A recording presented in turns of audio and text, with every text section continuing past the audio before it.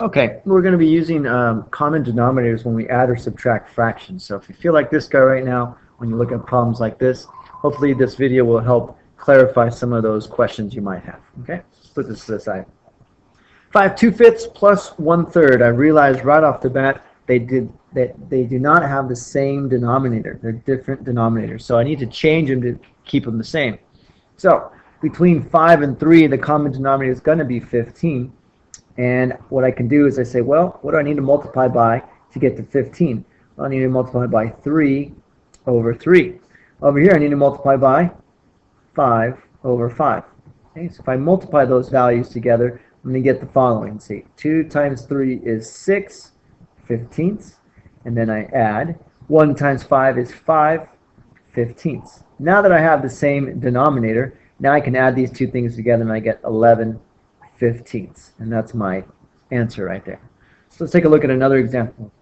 Example number 2 here. Okay, so once again I look at my denominators and I say they're not the same.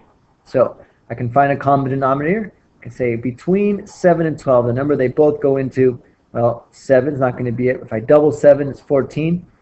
2 does go into 14. So I want to get there by multiplying by 2 over 2. This one I need to multiply by 7 over 7 in order to get there. So let's take a look. 4 times 2 is 8. 7 times 2 is 14. Minus 7 times 1 is 7. 2 times 7 is 14. If I subtract my numerators now, I get 1 over 14. And there's my answer. Okay, let's take a look at another example. Feel free to pause the video anytime and try it out on your own.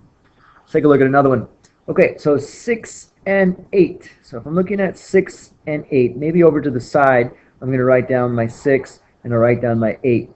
I ask myself, look at the biggest number. Can 6 go in there? No. So let me double it. 8 and 8, 16. Can 6 go in there? It cannot. Let me triple 8.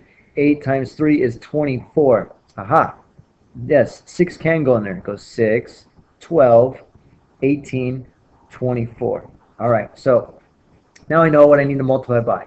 6 I had to multiply by 1, 2, 3, 4 to get to 24, so multiply by 4 over 4. And 8 I needed to multiply by 1, 2, 3 to get to 24, so I multiplied by 3 over 3. Okay, so let's see what we get. 1 times 4 is 4, 6 times 4 is 24, minus 3 times 3 is 9, 8 times 3 is 24. Now look at my numerators. 4 minus 9 is going to give me a negative 5 over 24. And there's my answer there. All right, we'll do a couple more examples here. Let's try some with some mixed numbers.